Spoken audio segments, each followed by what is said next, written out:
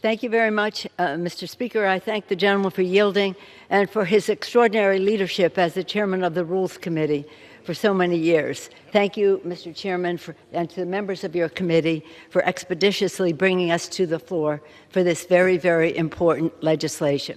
This will probably be my last speech as Speaker of the House on this floor, and I'm hoping to make it my shortest. The members have planes to catch, gifts to wrap, toys to assemble, carols to sing, religious services to attend to.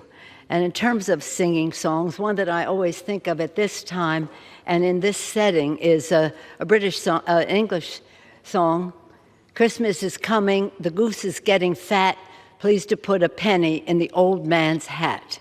Yes, indeed, the goose is getting fat. We have a big bill here because we have big needs for our country. We have the largest defense appropriation ever, and again, to help us honor our oath of office to protect and defend, and what the Constitution says, provide for the common defense. But at the same time, pleased to put a penny in the old man's hat, we address the needs of America's working families with special focus on our children. So I rise in strong bipartisan support for this bipartisan omnibus, a government funding bill for us today to keep from shutting government down, but more importantly, to meet the needs of the American people. Let me applaud the magnificent appropriation chairwoman, Rosa DeLauro. She is a maestro with a baton. She has just done such a job of reflecting the values of our country in terms of how we allocate our resources. And there's plenty else in the bill that is outside the realm of the Appropriations Committee, all of it very, very important. I want to commend Chairman Pat Leahy in the Senate, Vice Chair Richard Shelby for their bipartisan support, congratulate them for their service to the Congress for many years, wish them much success with much gratitude as they end their service in Congress. And I want to recognize the outstanding work of all of the staffs on both sides of the aisle, on both sides of the Capitol, but I want to point out my brilliant policy director, Richard Meltzer. I also want to acknowledge Wendell Primus, Robert Edmondson, Alex Urey, and so many other policy professionals, again, on both sides of the aisle, who helped strengthen the bill. Mr. Speaker, this bill is about our heroes, honoring our heroes, our heroic veterans, with a major increase in veterans' health care, a national security imperative that falls under the non-defense discretionary, even though we know it's part of our national security responsibility. Honoring the heroes of 9/11, delivering benefits to families that have long been wrongfully denied, and bolstering funding for health programs for first responders and survivors there.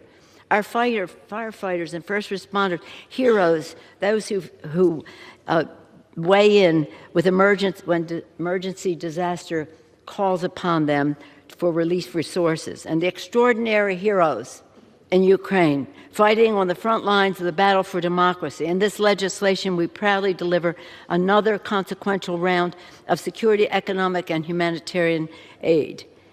And it really is not, as the President of Ukraine said the other night, it isn't about charity, it's about security, it's about working together. And what a special honor it was for us to be on the floor to hear when President Zelensky spoke powerfully about the courage and commitment, heroism, and hope of the people. And of course, our everyday heroes, America's working families, the people who make our country work, our families grow, our communities thrive. Securing for our children, securing critical investments for their health, housing, education, economic well-being, and more, on top of, under President Biden, forming nearly 10 million jobs, largely in the private sector, but with the public policy to enable that to happen. Indeed, this bill puts people over politics. Mr. Speaker, it was sad to hear the minority leader earlier say that this legislation is the most shameful thing to be seen on the House floor in this Congress. I can't help but wonder, had he forgotten January 6th? Indeed, this is the day of immense patriotism enact patriotism as we reform the Electoral Concord Act of 1987 to thwart future attempts to disrupt the peaceful transfer of power. And as I've said before, here in the heart of our democracy. Mr. Speaker, this is truly a package for the people. And with immense gratitude to Chairwoman Rosa DeLauro, Patrick Leahy, to Chairman Patrick Leahy, Vice Chair Shelby, I urge strong bipartisan aye vote, yield back the balance of my time, and wish everyone a happy, healthy, and safe New Year. Happy holidays. Merry Christmas. Happy Kwanzaa. Happy Hanukkah. Whatever it is you celebrate, be safe. Thank you, Mr. Speaker. The gentlelady yields. The gentleman reserves.